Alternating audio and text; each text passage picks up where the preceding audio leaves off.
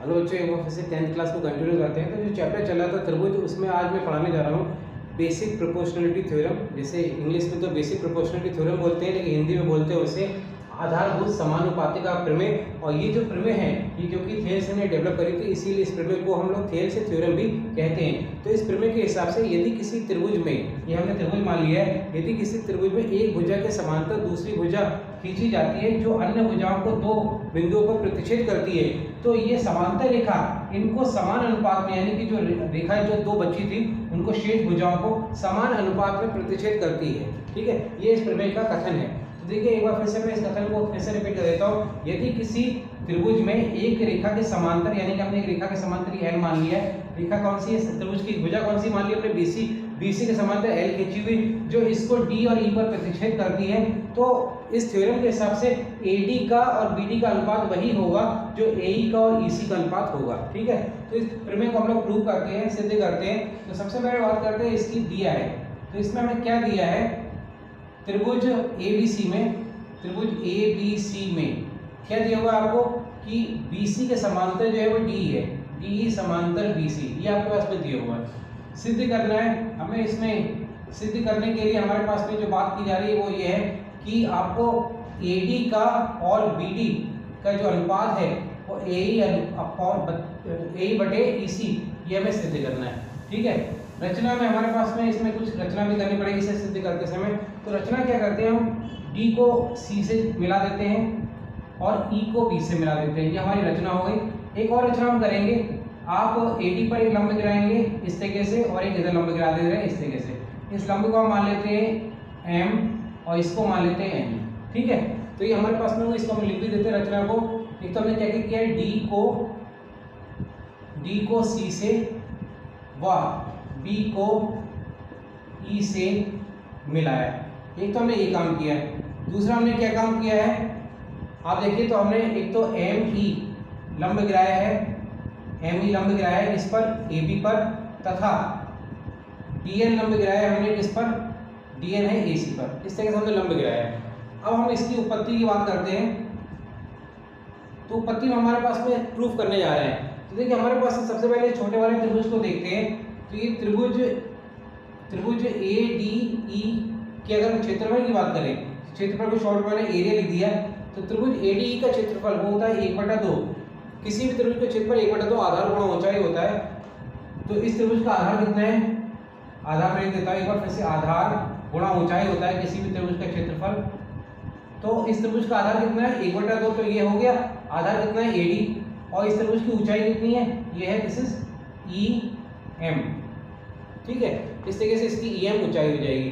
अब हम लोग next, this is the first relation मान सकते हैं।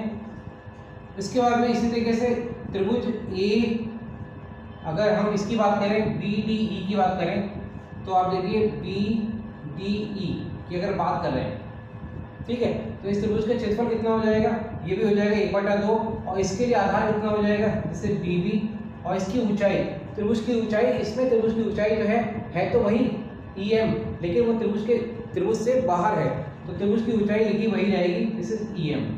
अब हमारे पास में ये हो गई समीकरण नंबर 2। हम समीकरण 2 को 1 से भाग कर देते हैं। समीकरण 2 को 1 से भाग कर रहे हैं, तो देखिए एरिया त्रिभुज ADE बटे एरिया त्रिभुज BDE, ये आ जाएगा। और कितना हो जाएगा, तो देखिए 1/2 AD इंटू EM बटे 1/2 AD इंटू EM। तो 1/2 से 1/2 कट जाएगा और EM से EM कट जाएगा, तो ये कितना था, यहाँ पर BD था, ये दिस इज DB, तो ये आ जाएगा this is AD upon DB, और इसे हम समीकरण नंबर चाहे 3 मान लेते हैं। इसी प्रकार हम ये सिद्ध कर सकते हैं। इसी प्रकार हम क्या सिद्ध कर सकते हैं, अगर हम इस त्रिभुज को इधर से देखें तो त्रिभुज तो सेम है, ये भी त्रिभुज ADE रहेगा, ADE अपॉन एरिया ट्रायंगल, यहाँ पर हो जाएगा देखिए DCE, जैसे D या C स्टार्ट कर सकते हैं, CDE इज इक्वल टू, ये कितना हो जाएगा, this is AE upon EC हो जाएगा। ये हो जाएगा संबंध नंबर 4। अब अगर हमारे पास में दोनों संबंधों में अगर हम देखें कि सबसे पहले त्रिभुज तो देखिए दोनों में सेम है, त्रिभुज ADE ऊपर भी और नीचे भी दोनों में सेम है। अब बात आ रहा है ये दोनों त्रिभुजों में क्या संबंध है। तो अगर इन दोनों त्रिभुज को ध्यान से देखें, ये त्रिभुज को जो मैं एक तरह से इस तरह से बोल्ड कर दे रहा हूँ मैं, और एक इस त्रिभुज को देखें, ये दोनों त्रिभुज जो हैं वो एक ही आधार डी पर है स्थित और दो समांतर रेखाएं डी और बीसी के ऊपर स्थित हैं। तो चूंकि हम जानते हैं कि त्रिभुज कौन कौन सा PDE व त्रिभुज CDE एक ही आधार ये कौन सा है D, तथा दो समांतर रेखाएं, तो समांतर रेखाएं कौन कौन सी बात हो रही है, समांतर रेखाएं एक तो है DE व BC के मध्य स्थित है, तो इसलिए इनका क्षेत्रफल क्या हो जाएगा, अतः इनका क्षेत्रफल बराबर हो जाएगा एरिया त्रिभुज BDE बराबर हो जाएगा एरिया त्रिभुज CDE।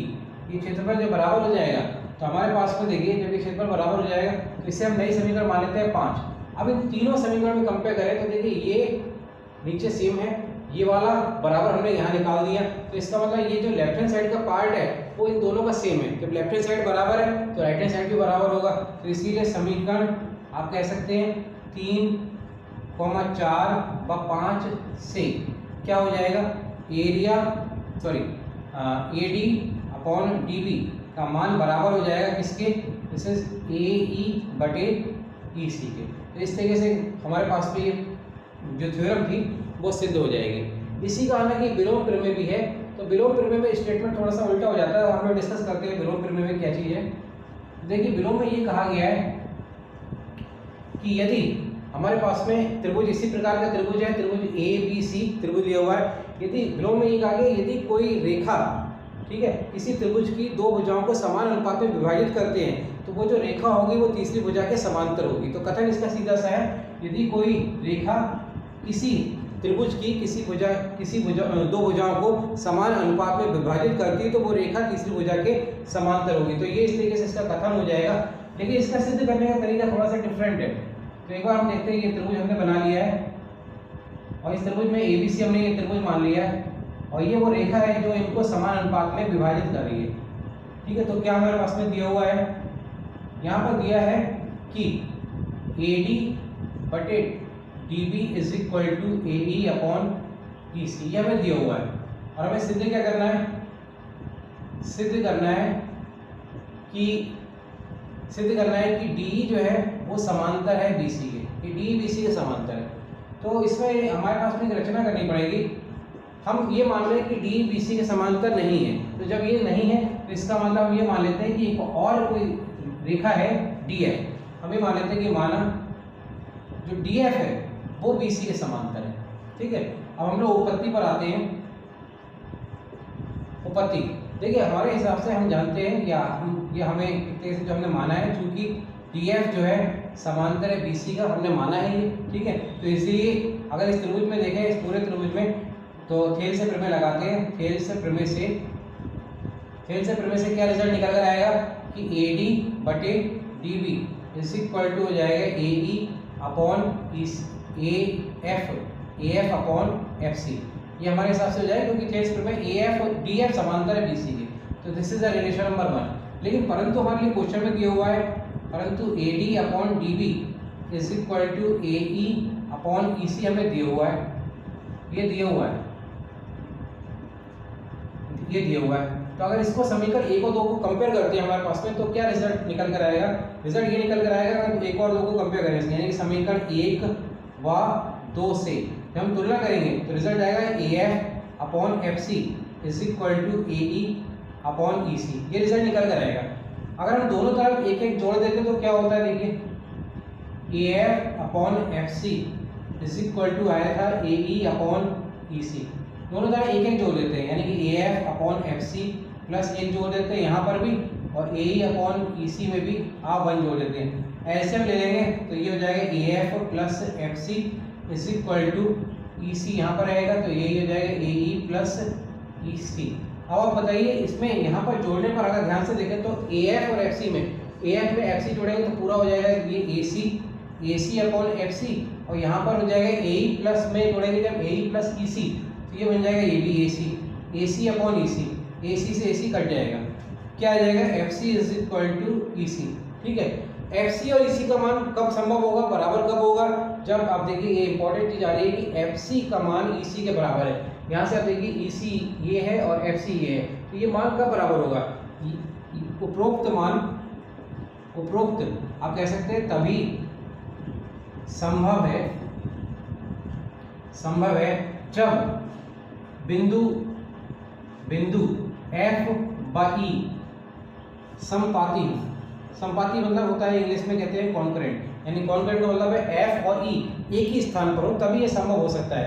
और जब F और E एक ही स्थान पर है तो इसका मतलब F को हम रिप्लेस कर दें अगर E से, तो जो हमने स्टार्टिंग में माना था, ठीक है, तो इसका मतलब क्या हो जाएगा, वो हमारा सत्य हो जाएगा। इसका मतलब ये जो है, जो हमने FC हमने माना था BC के, और F और C क्योंकि संपाती है तो अतः आप कह सकते हैं, अतः EC समांतर हो जाएगा BC के। तो इस तरीके से ये आपके पास में थ्योरम का विलोम प्रूव्ड हो जाएगा, थेल्स प्रमेय का विलोम प्रूव्ड हो जाएगा। तो आज के लिए हम लोग इतने रह लेते हैं, नेक्स्ट टाइम पर हम लोग आगे की डिस्कस करेंगे। Thank you.